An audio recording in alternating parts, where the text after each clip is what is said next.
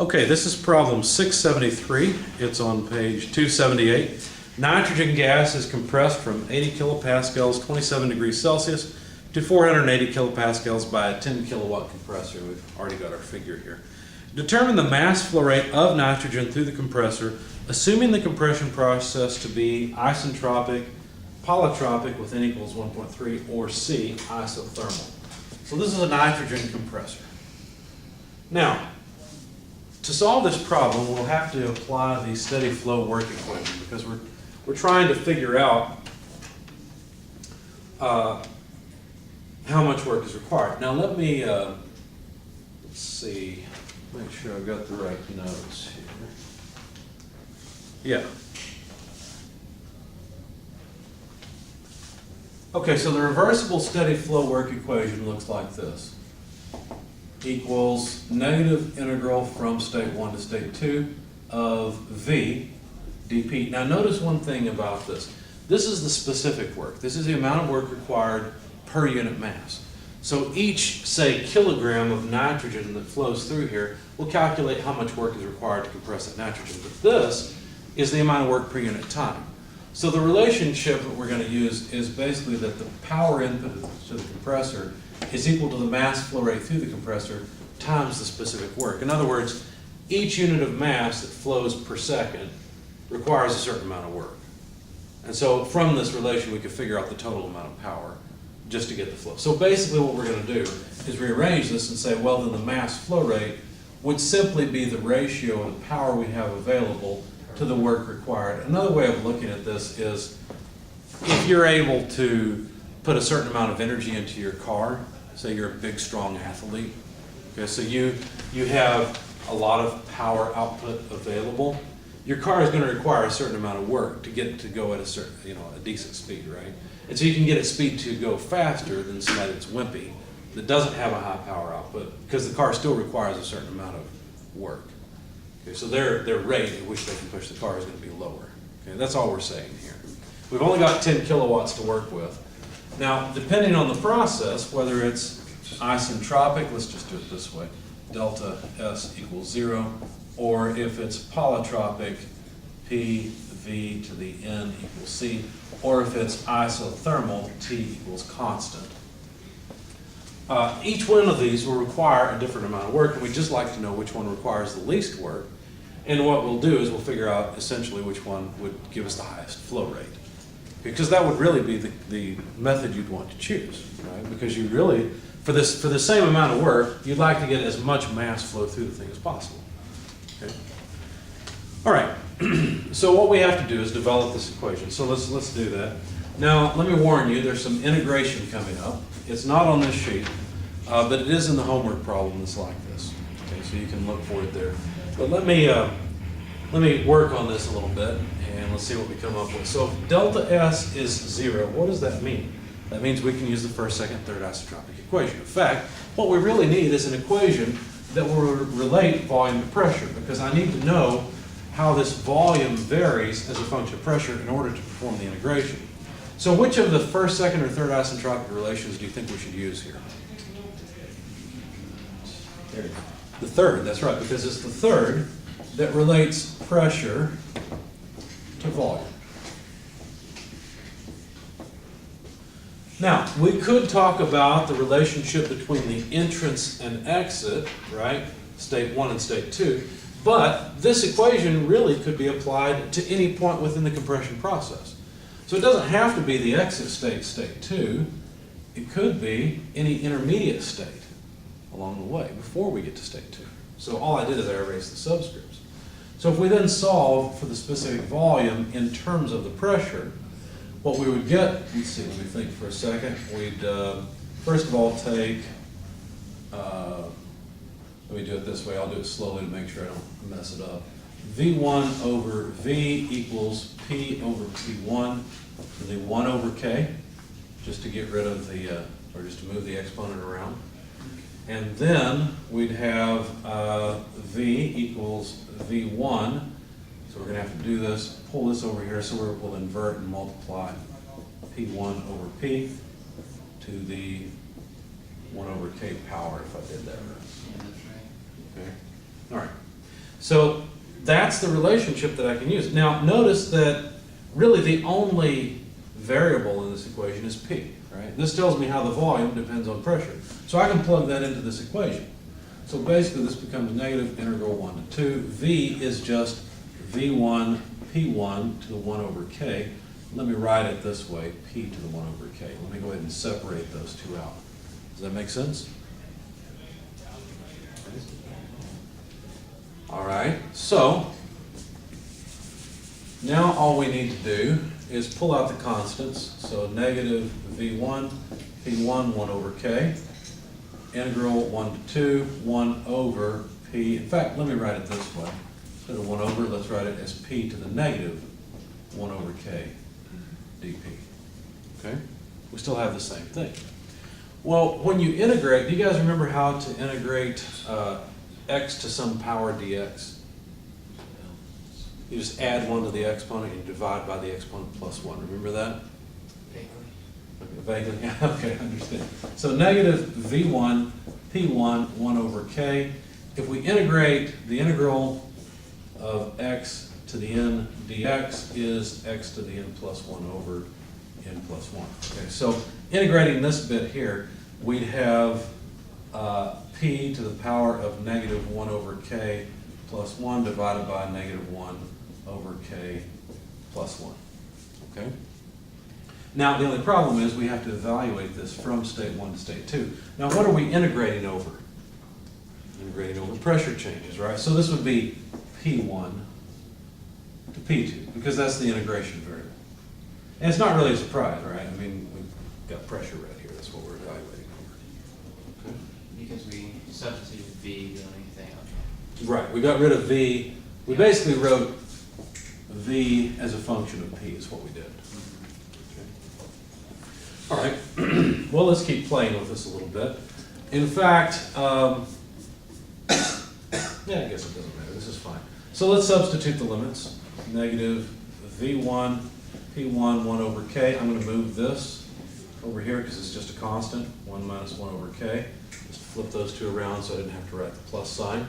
And now I have to evaluate this. So we have P2 to the 1 minus 1 over K. Just flipping the exponent around again so I don't have to write the plus sign. Minus the lower limit, P1 to the 1 minus 1 over K. Okay? You all right so far? Okay, let's continue it. Let's see. I don't want to forget that we're going for the reversible steady flow work. We don't really need all these intermediate results. Okay, so what can we do now? Well, let's see. We can distribute out the constants. So this is equal to, and if I put the negative term second and the positive term first, negative times negative is positive. So I'd have V1 P1 to the 1 over K multiplied by P1 to the 1 minus 1 over K. I'm going to put the denominator in place. Okay, so we've got the second term taken care of. Now let's take care of the first term. So minus, still need my constants. V1 P1 1 over K, and then this term P2 to the 1 minus 1 over K. All right? We okay so far still? All right. Don't need that anymore. Now, look at this. If you have x squared multiplied by x cubed, how do you simplify that? X to the fifth. You just add the exponents, don't you? So it's x to the fifth. Right? P1 1 over K twice. Right. Well, actually we have one's positive and one's negative, so they'll cancel. You see that? Okay, so in this first term we have P1. We'll have to take care of the fact that we have a P1 and a P2 there. We'll do that in just a second. But for this first term, we've got V1. The 1 over K is canceled because here it's negative and here it's positive. So we just have P1. So for this first term, it worked out quite nicely. The problem is that the second term has this darn P2 and P1 together. Well, let's go back to the equation we worked with when we wrote the specific volume in terms of pressure. Do you remember it? It was the isentropic equation, right? And we said the isentropic equation we want to use is the one that relates pressure and volume. Now, if you think about this, you'll realize that all you really need to do is say this is P2 V2 to the K equals P1 V1 to the K, right? That's what that equation says. Well, right here, we have a V1 P1 to the 1 over K, okay? Now, we've got the 1 over K on the P1, so we could do the same thing here, right? We could move, in fact, I could have, before I did that, I could have said, well, this is the same thing as 1 over K, get rid of that, okay? And then we would have just V1 P1 to the 1 over K equals, let's do it in order, V2 P2 to the 1 over K. So you see how V1 P1 to the 1 over K is just V2 P2 to the 1 over K, right? So this term here would be minus V2 P2 to the 1 over K times then P2 to the 1 less 1 over K. And again, the 1 over K's would cancel. So all we'll end up here with is minus V2 P2. Okay? So for reversible isentropic, in other words, adiabatic, steady flow work, in other words, case A, this is how the equation integrates. You may want to write this down because this is not at the back of the chapter, in chapter 6. All your author gives you is this equation. And unless you just really enjoy integrating, you'll probably want more than that. So this is the result for an isentropic process. Now, what restrictions might there be on this equation? Well, the exact same restrictions that are on this equation, right? Isentropic, ideal gas, constant heat capacities, right? At the beginning of this, did we say that potential kinetic were essentially zero? We're neglecting them because most of the time they're very small by comparison to the steady flow work. Or they're by comparison to the thermal and flow energy changes. So that won't. So yeah, neglected those from the beginning. Most of the time we do. Mm-hmm. Just making sure. Good question.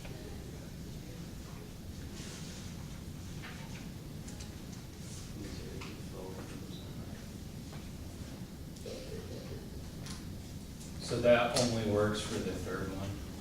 This only works for the first one, delta S equals 0. I mean the third equation. Well, the third equation was just the most convenient form to use to come up with this result. We didn't want to involve temperature if we didn't have to.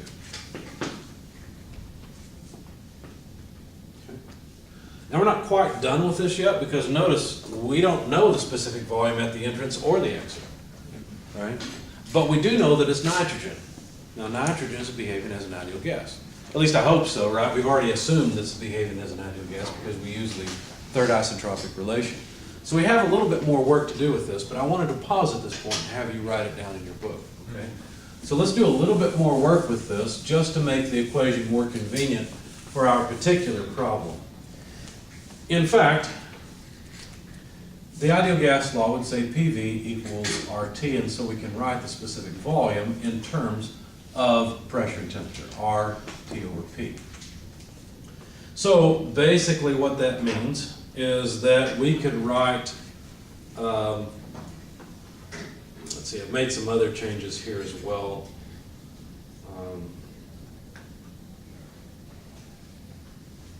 There's several different ways to go through this. In the interest of time, because we're videoing this, I'm going to leave some of this as an exercise to you.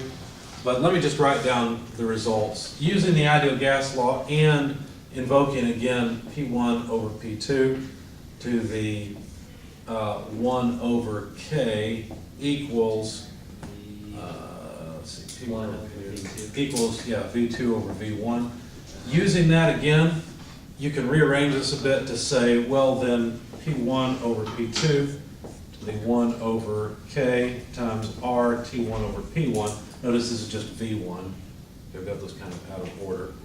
Multiplied by P2 less RT1 over P1 times P1.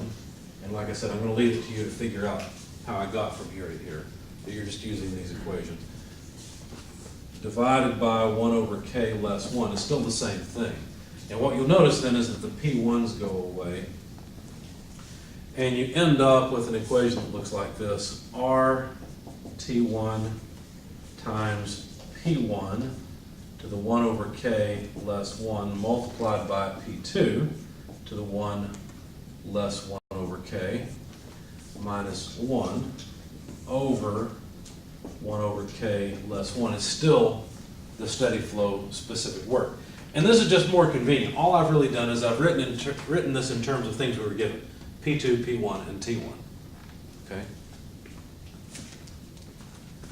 So then, plugging in numbers for this, the reversible steady flow work for the nitrogen would be R, the gas constant. If you look up the gas constant for nitrogen, it's 0.2968 kilojoules per kilogram per Kelvin. T1 was given as 27 degrees Celsius. Can I write it as 27 Celsius? Using ideal gas flow, I believe. So. We're using the ideal gas law, so we have to put in absolute temperatures, right? So plus 273, and now we have Kelvin. Goes away, so there's T1. P1, turns out these pressures also have to be absolute, and it's not clear in this problem whether or not they're absolute, but most of the time, if a pressure is given in kilopascals, we assume it's absolute. Okay? Even though there are pressure gauges that re-gauge pressure in kilopascals. So I'm assuming these two are both absolute pressures. So P1 is 80 kPa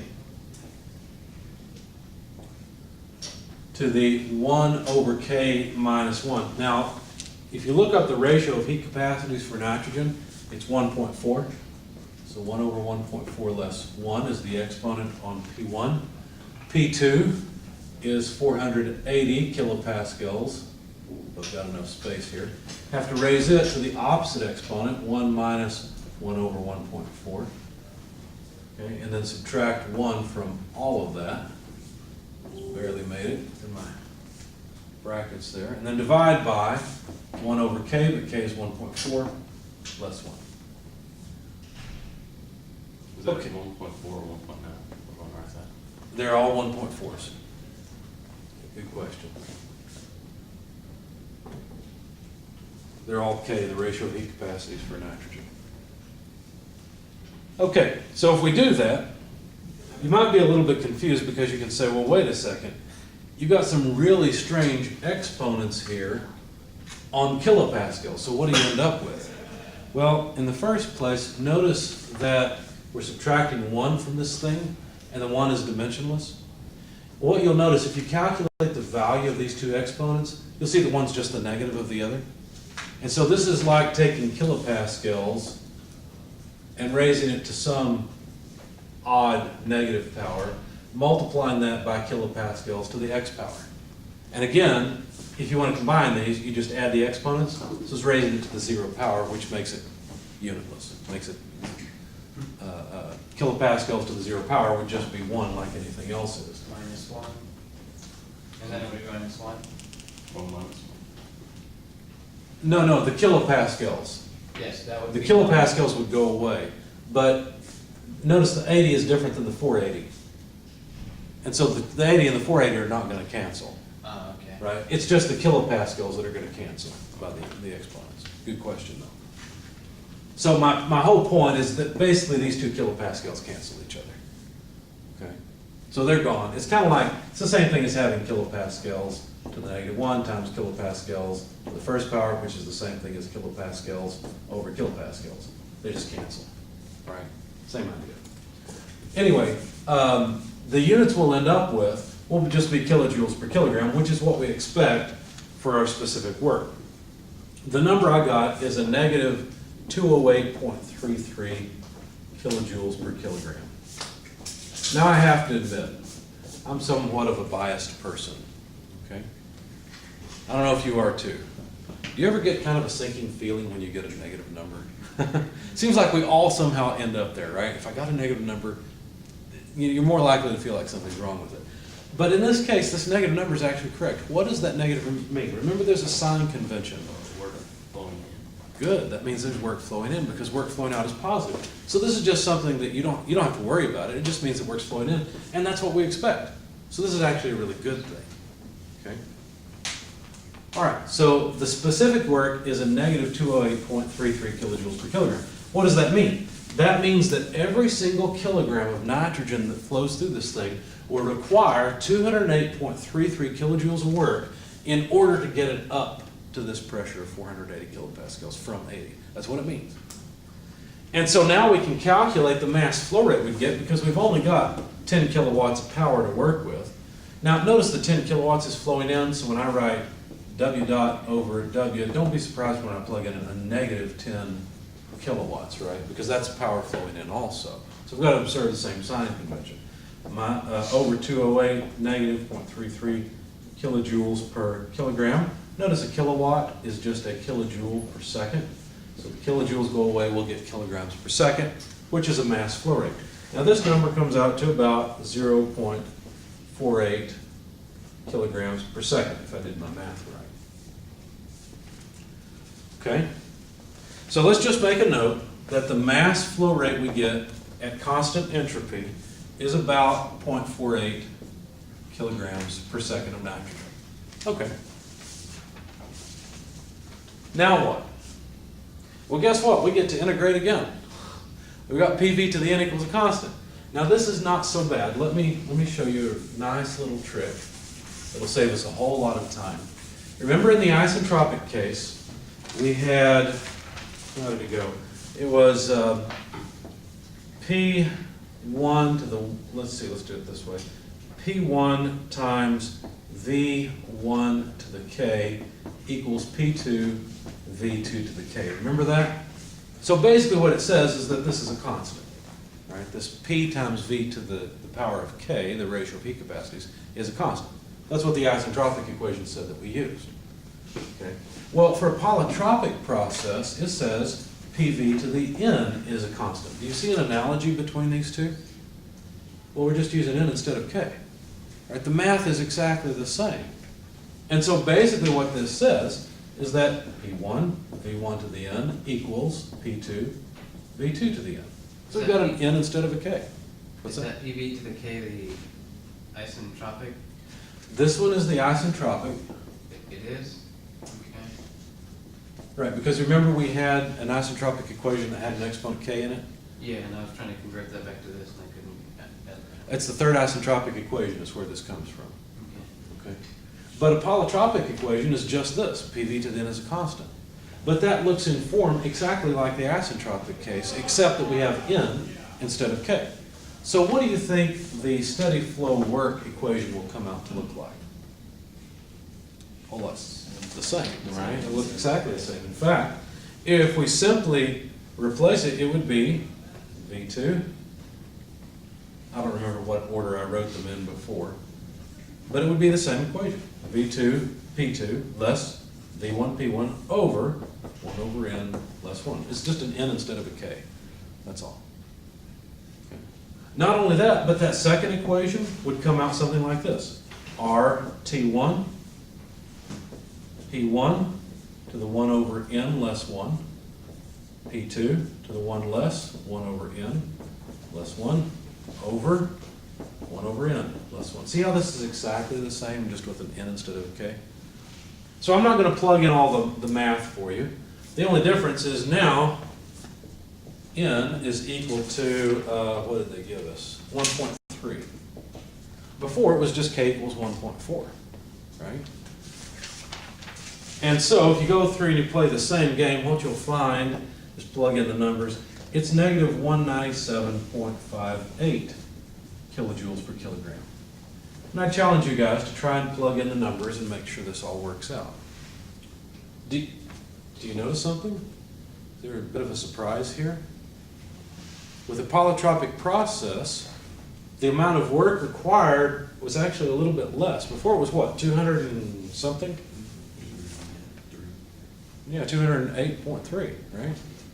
Now it only requires 197.6 or so kilojoules per kilogram. In fact, if we were to calculate the mass flow rate as m dot equals negative 10 kilowatts divided by negative 197.58 kilojoules per kilogram, what you'd find is that the mass flow rate is about, let's see, 0.5061 kilograms per second. Well, wait a second. I thought we said that isentropic was the best we could ever do. Now it looks like polystropic's better, because look, I get a higher mass flow rate for the same amount of work. Okay? I'm paying for this amount of power. Okay? I get a higher mass flow rate this way. Well, let's think about that for a second. While we're thinking about it, let's go through the next case. The next case is isothermal. Now this is an ideal gas. And so in the isothermal case, basically the ideal gas law would say PV equals RT. But if T is a constant, in other words, if we're at constant temperature, then that means that PV is a constant, right? Because if the temperature is constant, the gas constant is constant. And so PV is just a constant. All we're doing is we're changing the exponent on V throughout this whole problem. Okay? So that simply means that P1 V1 equals P2 V2, right? Well, we've got a small problem here because this time we will actually have to go through the integration again. Okay, so I'm sorry, but we've got a small problem. Let me show you why. It's because the reversible steady flow work equation looks like this. Okay? And if we were to apply this equation, we could say we can talk about any point during the compression process. It doesn't have to be the exit. And so the specific volume is simply P1 V1 over P. Well, we've got a small problem here because now we've got the one case where the integration I did before will not work. Remember the integral of 1 over x dx? You had to do it differently, right? That integral of x to the n dx was always x to the n plus 1 over n plus 1, except when n was -1. Remember that? And then everything blew up. And there we are. Everything is blown up. So what was the integral of 1 over x dx again? Natural log, that's right. So this is, notice the P1 V1 constant, so negative P1 V1 natural logarithm of P evaluated from state 1 to state 2. So this is negative P1 V1 natural logarithm of P2 over P1, just using the laws of logarithms. Okay? This is another equation I would recommend you write down for your steady flow work equations in the back of chapter 6. Because this is what happens when you have an isothermal process of an ideal gas. You may also want to make a note on that other equation that you wrote for the isentropic process. Make a note that you can use that one for a polytropic process. Just put N in instead of K.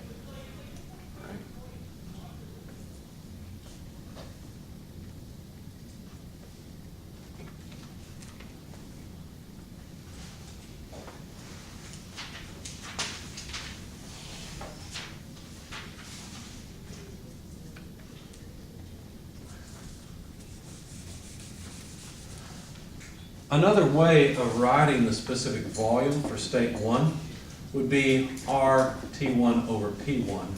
And I'm going to choose that form because, again, I still don't have the specific volume in state 1, but I do have the pressure and temperature. And so that way I can write this as negative P1. V1 is RT1 over P1, ln P2 over P1. Notice the P1 cancels, which is really not a surprise because this is just the constant PV, which is RT. So there it is. And now finally, let's apply it to our problem. Let's see, R is 0.2968 kilojoules per kilogram per Kelvin. T1 is 27 plus 273. Again, we still have to use absolute temperatures. And then we need the natural logarithm of P2 over P1, so 480 over 80. Okay? And the number I get when I plug this in my calculator is negative 159.54 kilojoules per kilogram. In fact, the mass flow rate you get by taking the power input and dividing it by this number again is about 0.6268. Kilograms per second. That's even more.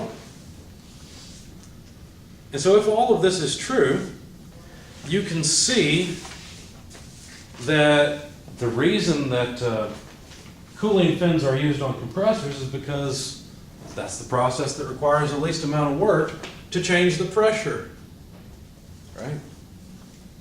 So how come the isentropic case wasn't the king? How come it didn't win? What happened? Any ideas? Well, I'll explain what happened. When we talk about an isentropic process, we're talking about keeping the energy to ourselves, right? Not letting it just go out somewhere.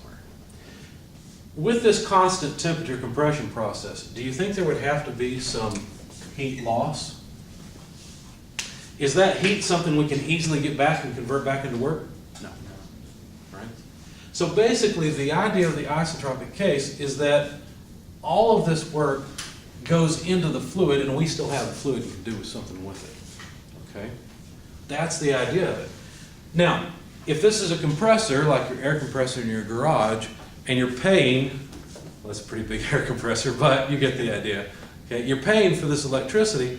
Do you care about the temperature of the air? Not really, because you're going to put it in a tank, it's going to sit in that tank, it's going to cool down anyway. Q is going to happen, right? So heat transfer is going to happen anyway. You may as well let the heat transfer happen when it does you some good. You may as well lose the energy, we don't have to pay for as much, rather than waiting for the loss later.